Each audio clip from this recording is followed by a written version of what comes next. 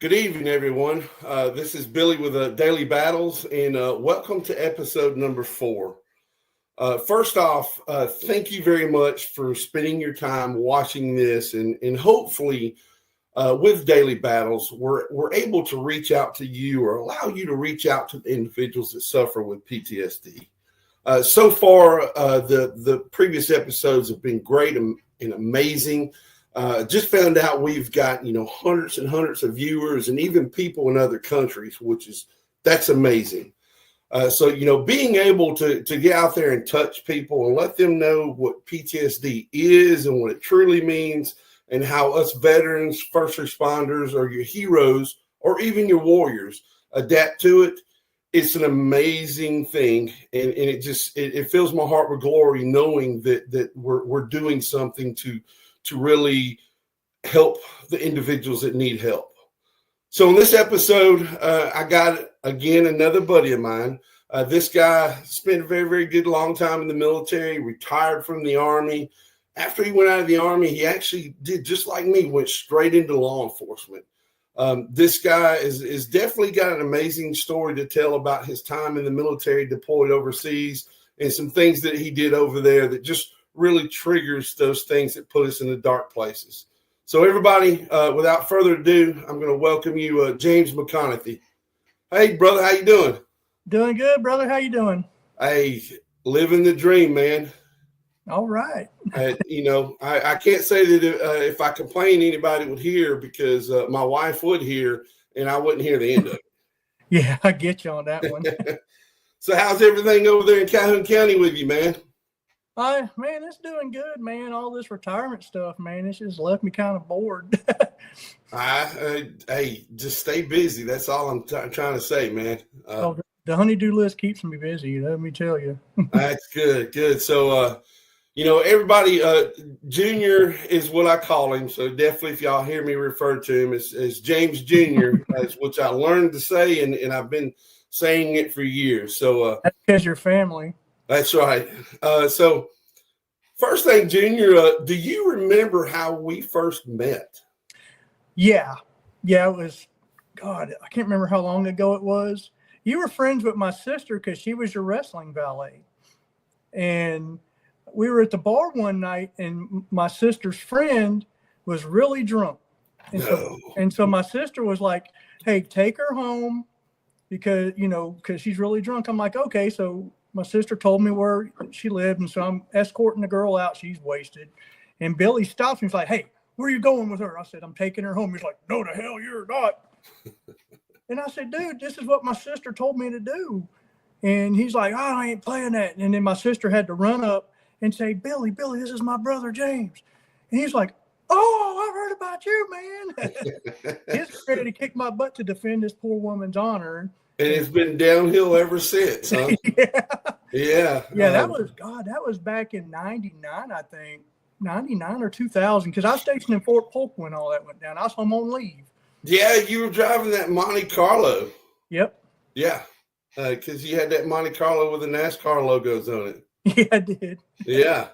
So, tell the world about James Jr. Where are you from? Well, I was born in Fort Bragg, North Carolina. My dad, I'm an Army brat, and I go from a long line of military. My grandfather served in World War II. My dad did 2 tours in Vietnam, and then I did 3 tours in the desert, Desert Storm, OIF 1, OIF 3. And so I come from a long, long line of military service.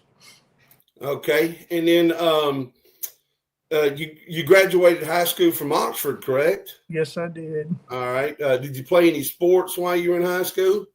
I was the 98-pound state wrestling champion when I was a senior. I actually wore that for you. Yeah. Good. I mean, so, those of y'all that are trying to key in on things that we got in common, we're both military veterans, we're both law enforcement veterans, and we're both state champions in wrestling. Yep. Hey, there's probably about 10 other things we got in common too, man. Oh, yeah, I know, right? Okay. Before we get started into your life serving and stuff, I think I'm gonna change a few things. And since I'm having friends on here, let's tell everybody a funny story about me and you together. should I tell that one? Yeah, why not? There was a bar we went to. It was right after I retired, and this is back in our drinking days. No. Yeah, and I'm not going to tell the drunk across the state one, but but we were in this bar, and Billy's brother, bless his heart, we were in line to leave. Well, he was talking to some girl, not even trying to hit on her, because we were in line to pay, and it's bouncer walks up, "That's my girlfriend. I'll kick your ass." And Billy's brother turned around and put his hands behind his back and says, "Brother, do what you got to do." And so dude punched him, pow, and it was on. Because can I say Scooter? Well, yes, Scooter. no. Okay. Everything is open in here, man. Okay. Well, Billy's brother Scooter grabbed him, and down they went. And I'm like, oh crap! So I grabbed him by the belt, the guy that was on top of Scooter, and I just started pounding him in the kidneys, trying to get him off. And I just feel him going up and down, and Scooter is just kneeing him right in the balls. And then these other bouncers come up. Billy grabs one, JD grabs one, so we whip all the bouncers. And there was this cat, Zach, who never hung out with us before. And he was sitting there with a deer in the headlight looks like, what did I get into? And then fortunately, we got done. We cleaned house and we started leaving. And Birmingham PD showed up and was like, "What's going on over there?" And so one of the bouncers went to Scooter's like, "He's getting kicked out." And it's like, "We leaving, son." So we left. Yeah, but that was back in our drinking days. We shut the dance floor down and all the music, and I think that was the only time that I'd ever been in that bar that the stairwell going upstairs was actually clear. Yep. Yeah, nobody messed with us after that for some reason. Yeah. Actually, that's the night we left and went to the bar next to Innisfree, and I started taking the labels off of my beer bottle, putting them on JD's back. Oh, God, yes. That was funny. And then convinced everybody else in the bar to do the same thing. And JD thought he was that popular because guys out of nowhere was just popping him on the back. And when we left, the wind flattered one of them. And he's like, "Oh, man." Yeah, we were juveniles back then, grown-up juveniles. Yes. So y'all, that's definitely, for me, that's some of the darker times of my life. I really probably spent more time intoxicated or drunk than I did sober. Yes, right there with you. And I'm glad that, I was with a brother like you because we were able to watch out after each other. So definitely thank you for that, because I probably instigated more of the crap that we got into than we needed to. But I don't know. I think we all did our fair share. All right. So, Junior, you joined the Army and you went to basic and AIT at Fort McClellan, or did you do AIT at Fort Leonard Wood? I did everything at Fort McClellan. I went to basic training in January of 1987 at the very young age of 18. Nuclear, biological, chemical operations specialist is what my MOS was. Back then it was 54 Bravo, but they changed it later to 74 Delta. So I did all that. I was actually in the reserves in the 490th Chemical Battalion, which was stationed in Anniston. And I was there for about 6 months, and I kept doing all of this stuff. And my dad's like, "Why don't you just go active duty and quit being a damn wimp?" Because my dad did 23 years active. And so I went active duty and got stationed in Germany. And it's funny because, a 19-year-old kid, and back then when it was East and West Germany, when the Cold War was going on, escorting Pershing missile warheads around the darn country. So you probably learned the phrase real quick, bitte ein Bit, didn't you? Oh, bitte eine Bit, jawohl. For those of y'all that don't understand German, there's a German beer called Bitburger. Bitburger. So bitte ein Bit means let me get another Bitburger. Bitburger right, so, is like the Budweiser of Germany. yeah, pretty much. So you go to Germany. How long were you in just regular duty stations before you got to your first deployment? It was after I was in Germany, and then I got stationed at Fort Stewart, Georgia, with a 24th ID, and then that was when we got deployed for Desert Shield, Desert Storm. Saddam Hussein invaded on August the 3rd, and we were there on the boots on the ground August 23rd. So we were part of Rapid Deployment Force 18th Airborne Corps. We were they call it the hammer and the anvil, and we were the hammer because we were the heavy division for the airborne corps. So with you deploying to that, because I mean, I actually I come straight out of AIT, deployed to the same engagement as you, and I was tasked out with 101st Airborne. Me going into 101st Airborne, I was actually a 55 Bravo in ammo tech. Yeah, and the whole division, matter of fact, was just overstacked with 55 Bravos. So I report to a chief warrant officer and young private, hey, chief, I'm Private Neely here to report. And he said, you my new door gunner? I said, no, sir, I'm your new ammo tech. He said, no, you my new door gunner? I said, no, sir, I'm your new ammo tech. He said, go draw you a damn 60. You're my new door gunner. Did you have something like that, or did you actually do your MOS? I actually did my MOS. I was actually attached to or assigned to a forward support battalion medical company.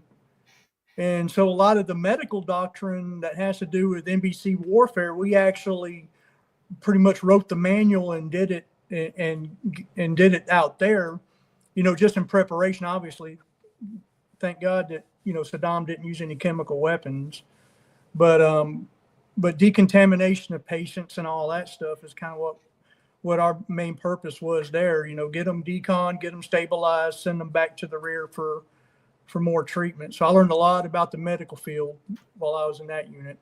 Okay. And that deployment for combat was actually pretty uneventful. By the time it got started, it was over. 4 days done. Oh yeah. And so right after it was over with, we drove up and down the highway of death. It was Highway 8 from Basra to Baghdad is where they had went. That it was pretty much the A-10s and the AC-130s just wreaked havoc on the Iraqis as they were trying to get out of Kuwait. And I'd never seen a dead body before, and there was just bodies all over the place, burned up, shot up, and that was a real eye-opener. I mean, I really never gotten in any engagements or anything like that, not till OIF-1. But yeah, that was an eye opener for a young 21-year-old because hey brother, it was for me too. Going up the same highway and stuff. We were tasked out to land in the Blackhawks and actually search all the tanks for intel. And lo and behold, young private, believe it or not, I was very, very skinny back then. I got a real taste of the first true dead body outside of, a funeral and stuff like that. And I got the taste of what a burnt body smelled like with a little bit of diesel fuel. Yeah, once you smell that, there's nothing on this planet that smells like that. Yeah, it's a distinctive smell. Yeah. Just like Clint Eastwood said, that's a distinctive sound. Yeah. That's a distinctive smell. Yep. As a matter of fact, I always know it. Good thing about it, just a while back, there was a foul smell out in the woods, and the wife said, there's something dead out there. I said, no, it's nothing dead. She said, you sure? I said, trust me, I know. Yeah. All right, so you go from that deployment, do you go back stateside, Germany? Yeah, went back to Fort Stewart, and then went to Germany again. I was in 429 Field Artillery in Baumholder as a NBC NCO, ran an NBC room, which, no deployments from there. I mean, we go to Graf, Hohenfels, the normal stuff. And then right when Bosnia was kicking off, I PCS back to the States, so I missed the Bosnia deployment. Got back to Fort Stewart, and then I went to Fort Polk, Louisiana.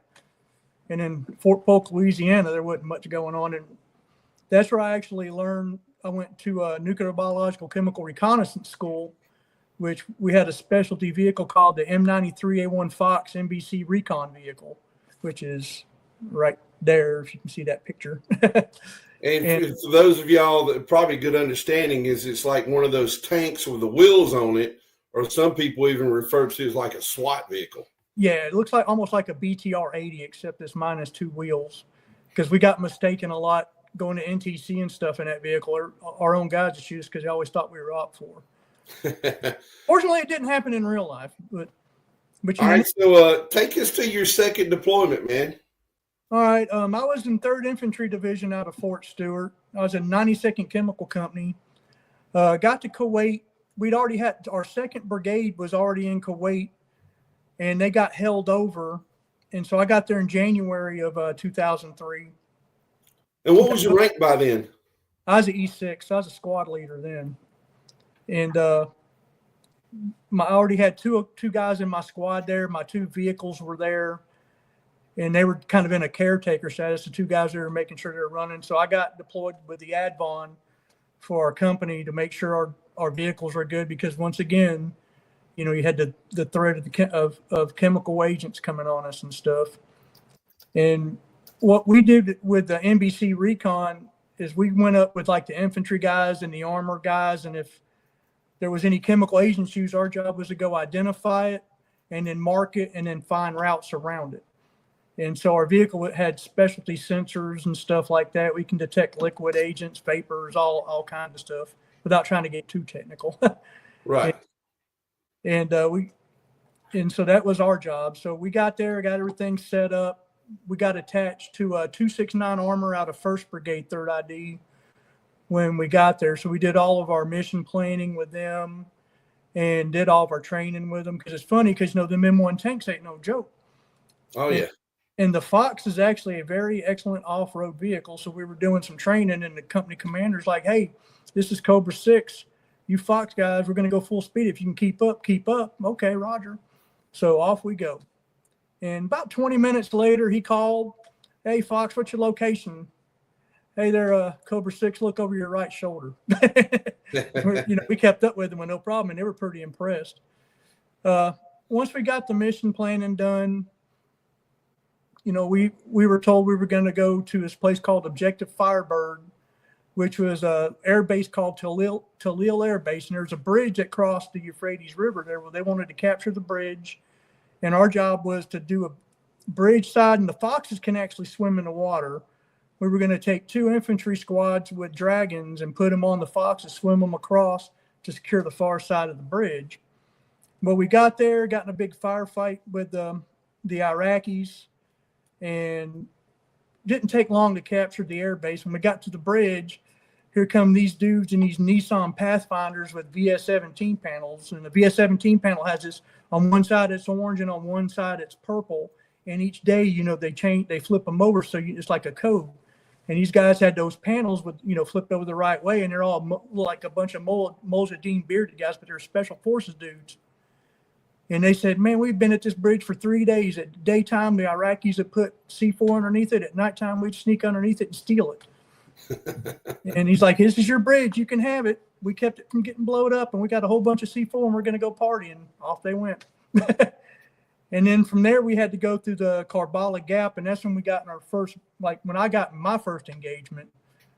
When we were coming, the Karbala Gap, there's a town called Karbala.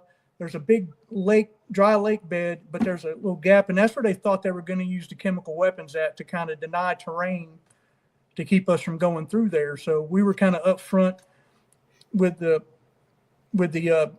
tank company, because our tank company was a tank peer company. You know, a lot of times they'll break it down where you got 1 platoon of Bradleys, right, and then 2 platoons of tanks. So we had full tank companies, and we're right in the middle. And at the time, I told my guys, this is the safest place we could freaking be, because ain't nobody messing with this. Well, we came in, they started to secure it, and then from the town of Karbala, here comes a couple of them good old Nissan pickup trucks, you know, the red Nissan pickup trucks. Well, they were gun trucks. They had dudes in the back, and they were trying to shoot at us. And so the Fox has an M240 Delta machine gun, 7.62 millimeter machine guns, got spade grips on it. So I whipped around, fired at the truck, cut the truck damn near in half. And the gunner, I sliced him up, went back and came back like a cross and killed the driver and a TC. And then the tank swung in, and they killed like 2 more of the gun trucks that were coming at us. So that was the first time I'd actually got into a firefight. And it was pretty surreal, almost like a movie or something. You know, you're watching a movie that you're in, Was it a slow motion like that tunnel vision? Oh, it was fast. It was fast to me. It was just like, zip, zip, what just happened? It was almost like the instinct kicked in, because they always say all your shit drains out of years except what you train to do. And Train like you fight, or muscle memory, right? yeah, and before we went, they had all these ranges set up, like mobile ranges, where you actually went through driving and shooting while moving and stuff like that while you're in the Fox. Well, the gun trucks and all that stuff too. So we actually did some pretty good training before we went. And so, all I saw was a dude bouncing around. You could see the flashing of the gun. And the guy, I mean, he couldn't hit nothing if he wanted to. They'd have to have stopped the truck before he could have laid a bead. And so when, I whacked that first guy, kind of got and then like all the tankers like, oh, you got bloody, man. The Fox guys got blooded.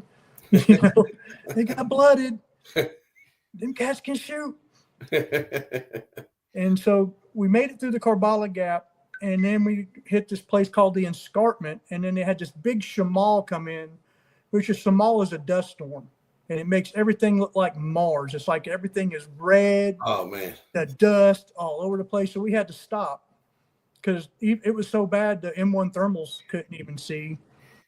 And then we got attached to 2-7 infantry for the assault on what they called objective lines, which was the Baghdad International Airport, Saddam International Airport. And so we went to cross Euphrates. We got in a pretty big contact trying to cross Euphrates. There was a bridge, and the bridge was half blown up. The Iraqis were trying to blow it up and keep us from crossing because they knew we weren't that far. It's probably about maybe 15 miles south of Baghdad proper. And so they secured that, made it across, and then that night it got so dark, there was no moon, overcast, and you couldn't even see anything with MVGs. And of course, we were totally blacked out. We didn't even have blackout lights on. And so fumbled around. One of the Bradleys went into a ditch. We were right behind the S3's Bradley. The S3 is the battalion operations officer. He actually runs the show as far as the battle, and the colonel the colonel can make decisions, sends it to the S3, which is a major, and then the major sends it out to the companies and stuff to do this or do that. And so one of the Bradleys went in and got stuck in a ditch, so we had to unstick it in total darkness, 360 security, got it unstuck. And we came in the airport on the south end of the airport, made it in undetected somehow, all these Bradleys and tanks and stuff, and nobody saw us. Got in there. Then we were at the airport. We're at the southeast end of the airport. And we were told, hey, we need to get our long range. We got these it's called an M21 Rascal. It's a long range chemical sensor, and it's mounted on top of the Fox, and it shoots these lasers out that can detect chemical agents. So they're like, hey, you need to get a little high so we can do that. And there was an overpass. So we get up on this overpass, and we got the lasers going, and the sun's coming up. And about the time I see the sun come up, I'm looking around with my binoculars, and I see 2 Iraqi T-72 tanks. Well, there's this guy on the tank commander is looking at me through his binoculars. And I'm like, oh, shit. And so my driver's asleep, and I had him trained. If I hit you, as soon as I hit him, he's gone before he even wakes up and realizes what he did. So I'm like banging on him. I bruised his shoulder. So the tank fires at us, goes right in between our Foxes and blows part of the bridge up. We get down, and there's these 2 Bradleys sitting there. And we're like, hey, man, there's these 2 tanks right there. So I called it up on the radio. And the Bradley went up to go engage the tank. And then, fortunately, the dismounts are out of it. And it took a round in the back. And then these 2 M1s came up and shot through. There's this big cement wall. And the M1 shot through the wall, killed the T-72s. I mean, you can see the turrets flying.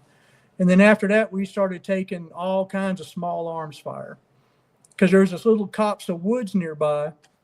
And so I couldn't really see where the shooting was coming from. But the Bradley, the S3's Bradley, all I heard him go was motherfucker. And he just starts putting that 25 mic, that Bushmaster cannon, and started ripping. I mean, it was like a lawnmower. and they started putting mortars on us. And so once we had kind of stabilized a bit and got our perimeter set real good, under fire, we were looking, and there was a tower, and it was on top of a hill. It was too far away to shoot the guys, probably about maybe 600 or 700 meters away, but it was way up, and we could see these 2 Iraqi spotters. And so I get on the net and call a fire mission on it. And so dropped the first round, it hit perfect, battery 6, fire for effect. And what that means is a artillery battery has 4 guns. So all 4 of those guns fire 6 rounds each, and pretty much blew the whole top of the mountain off. And so, I mean, perfect. I mean, that's the first and last time I ever got to call a fire mission, but it was perfect. And then we started catching a little bit, and then all the mortar and artillery fire stopped, and we started catching it again. And so there was these towers along the wall, and there's these Iraqis in the towers, one shooting and one spotting. And so we're shooting at them with small arms and can't quite get them. And so my wingman, my team leader, he had an M203. So we jump up. We're hiding behind a AVLB that just happened to be there. It's a bridge. It's a tank with a bridge on it. So we're hiding behind it, and you can just hear the round just plinking off of this thing. And so he puts him an HE round in there, shoots, and he hits the base of the tower, and dudes duck, get back up, and start shooting. So he shoots a second round. It hits the top. They duck and pop back up and start shooting. I said, "You son of a bitch, if you don't get him, I'm going to take it from you and do it myself." And he's like, "Hold on." So he throws that third round in there, hits in there, and them dudes blow out. And they just fly out of there, done. And then the mortar fire stopped again. So we had got all their observers, and then we started taking fire from the north end, and that's where Sergeant First Class Paul Ray Smith was there, and he had went in an M113 that he was an engineer, and he had blocked. They were trying to make an EPW point for enemy prisoners of war, and they had broken through this wall. Well, there's all these Iraqis there. He hopped up on the 50 cal and started wasting them Iraqis because they were getting ready to flank us because we couldn't see because there was all these little buildings and stuff that were in between us and the main airstrip. And so he probably killed over 100 Iraqis, and he took a round right underneath his helmet. And he was actually awarded the Medal of Honor for that. Okay, so with all of this, definitely, fast forward, naturally you get involved in your first major gunfight, and then definitely several engagements, and all of this stuff is just going back and forth. When did PTSD start setting in? Probably right after we got back, because after we got back, right before we left, we had to go see a psychiatrist. They called it seeing the psychiatrist. We saw this captain, and it's like, did you see some shit? Yeah. You good? Yeah. Okay. Back to Fort Stewart. And when I really started getting like the heebie-jeebies, I went back again in 2005 for OIF 3. And we were in Baghdad near this place called, I'm having a brain fart, sorry. But it was the little Al Sadr village, Mutaka Al Sadr, he had the Al Sadr brigades, and they were basically an American, and they were in this little town right near where we were at, and our job was to keep that town at bay. And so the first firefight that we got into there, I kind of locked up a bit, just don't know what happened, locked up.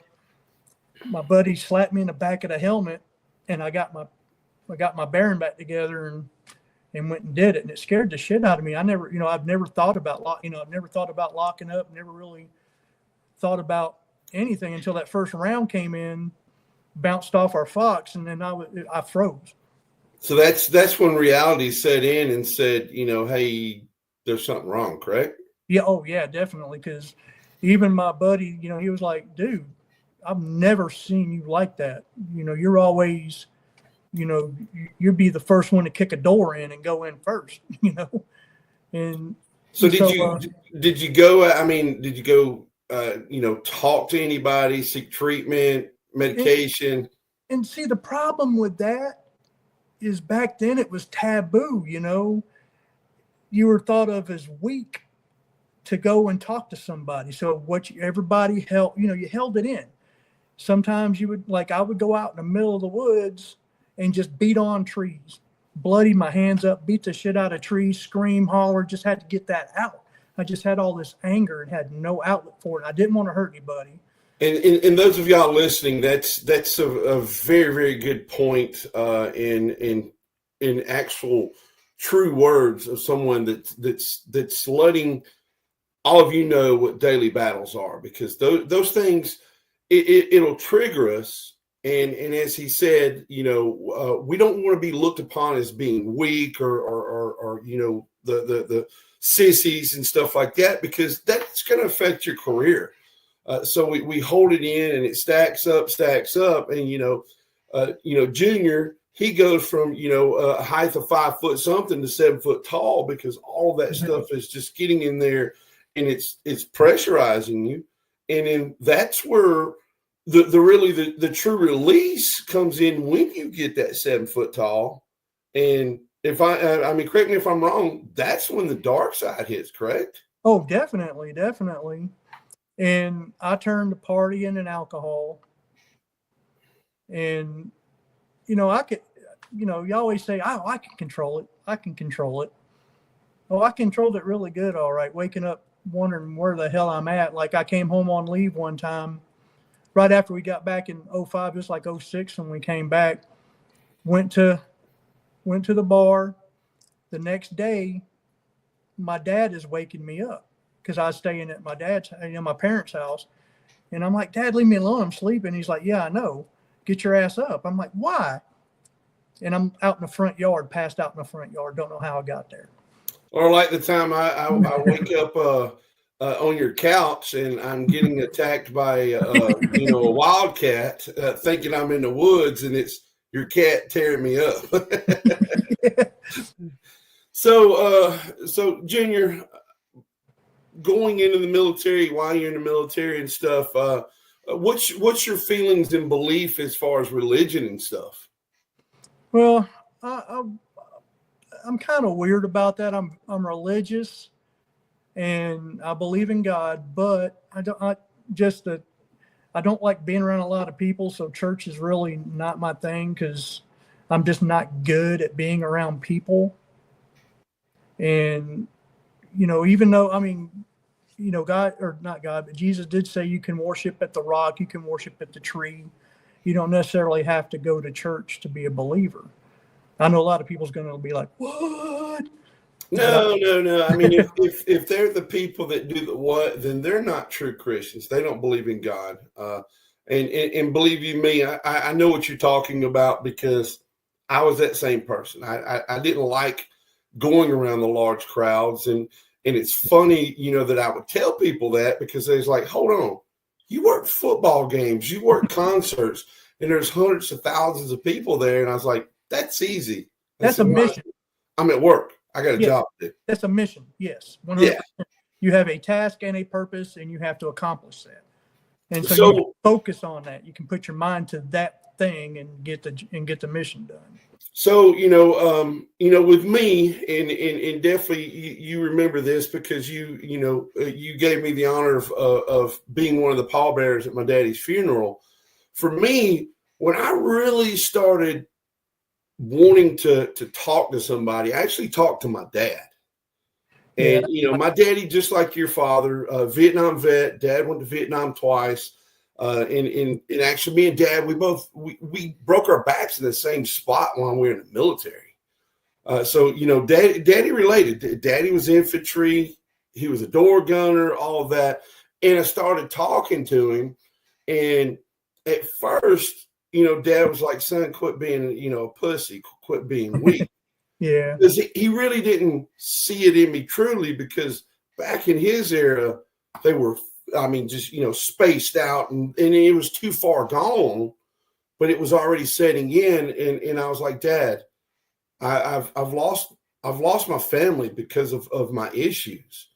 And then that's when Dad said, let's talk. See, my dad kept me grounded, because when I got back in 03, I was home on leave, couldn't sleep, wandering around the house. My dad said, he gave me a broomstick. This is your rifle. Go your ass to sleep. Slept with that broomstick like I would my rifle. Slept like a freaking baby.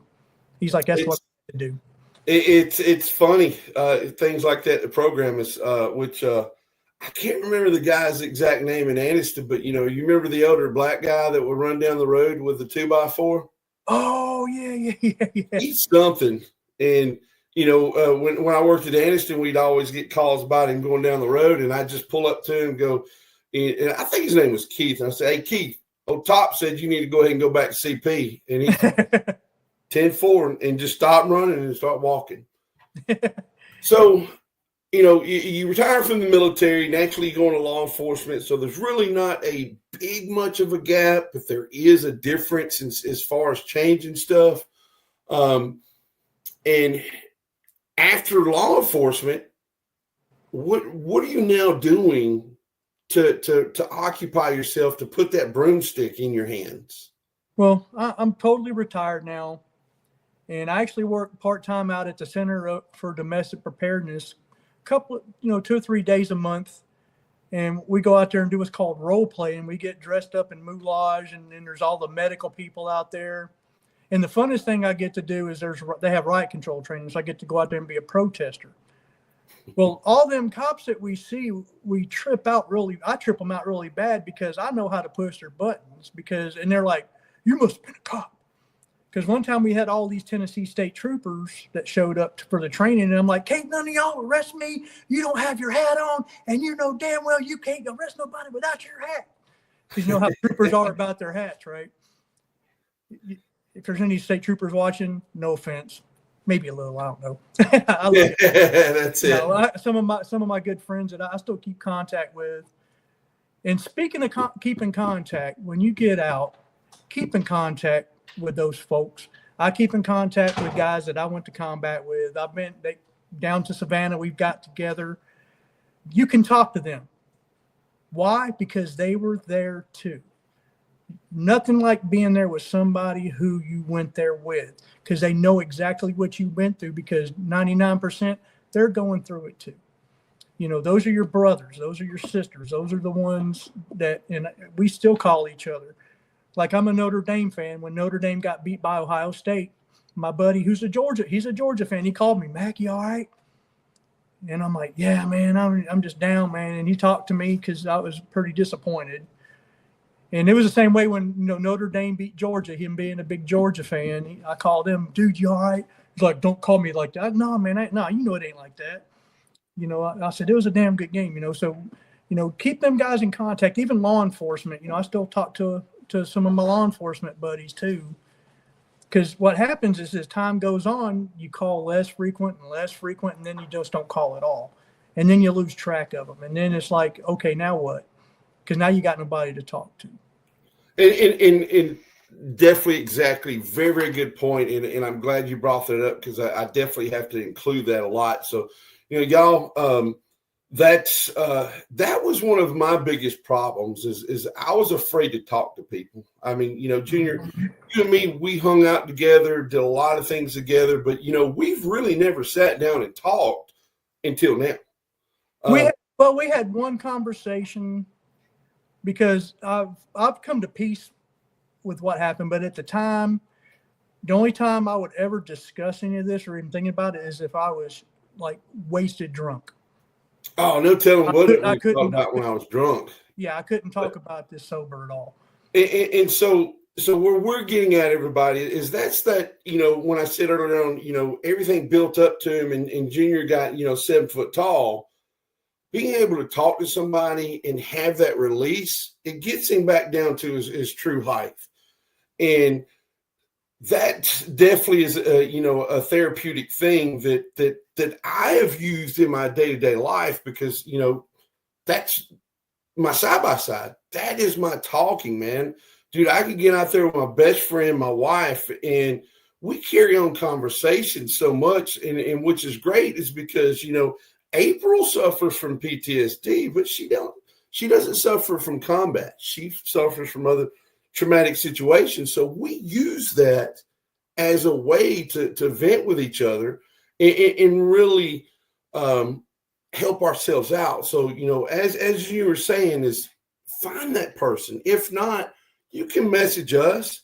I will call you. I know Junior will call you, even 100%. the other three guys prior to him, because we know where you're going, we know where you've been, and we know where you're heading if you don't do that. And like the guy he interviewed, Craig Burt, me and him went to high school together. I've known Craig since I was probably about 13. And so we still talk. And his son was a deputy under me. And I actually plan on getting him in here because Caleb, not only has he got PTSD from his time in uniform, as a child from his daddy. So I'm looking forward to getting him in here. So we're about 5 minutes out. I don't say saved rounds, but if you have any advice that you want to give all of our brothers, our sisters, even somebody we don't know, what's Junior's words of advice? Do not be afraid to ask for help. It takes a bigger man to ask for help than to try to be Mr. Badass and be like, oh no, I can handle it. Because I thought I could handle it. And I got worse and worse. And one of my buddies that I hang out with up here, he's a vet. He was an Afghanistan vet. And he's because I didn't do anything with the VA or anything. I just got out. I'm like, I'm done with the Army. That's it. And so he got me tied in with the VA. And as much bad as the VA gets, once I got hooked in, I tried it before, and then all he said, well, here's some drugs. There you go. Took the drugs, hated it, came back, can't do it. But this is before I went and got raided and everything. Couldn't do it. Went back again and said, hey, I just want to talk to somebody. So they got me in with a psychiatrist who's actually really good. Talk, like I said, keep all your Army buddies. Don't let them go by the wayside. Pick each other up, talk to each other. It don't even have to be about military. It can be about anything like sports. Like me and my buddy, we talk sports all the time. Just anything, so you got that person to talk to. And if you and find a hobby. I play darts every Wednesday. I have a Mustang Mach 1. I'd take out and throw that thing around the track like a scalded dog. Does it still run like a Pinto? Yeah. Yeah, that's an inside joke that goes way back. All right, so Billy pushing my buttons with that one. That was definitely. We're gonna have some episodes, some funny jokes and stuff. So we got to write that down and talk about the Pinto and the Scion. Yeah. Oh gosh. So Junior, this has been a great time with you, brother. Naturally, every time we talk is great, but you've gave a lot of people some insight on how to deal with things. You've went into a true situation that you've went in very, very good detail, letting everybody know that, when we say that our melon is fucked up, yeah, you got that scenario, but you also brought them back to reality and let them know that we can be fixed. And definitely, as he's saying, everybody find somebody, reach out to them. Again, everybody, this is James Jr., James McConaughey. He's Sergeant First Class, retired United States Army, Sergeant, retired Calhoun County Sheriff's Department, correct? Yep, patrol sergeant. Well, brother, I know I've said this a lot, but I'm going to say it until the day we die. Thank you very much for your service. Thank you for your sacrifices. Tell your family that, on behalf of me from Daily Battles, thank you very much for the man that they have raised and the warrior that is a true patriot to this country. Well, thank you for having me on here. And if one person can get something out of this, it's worth it. Most definitely. Brother, thank you very much, man, and I love you. Love you too, brother. Thank you for having me.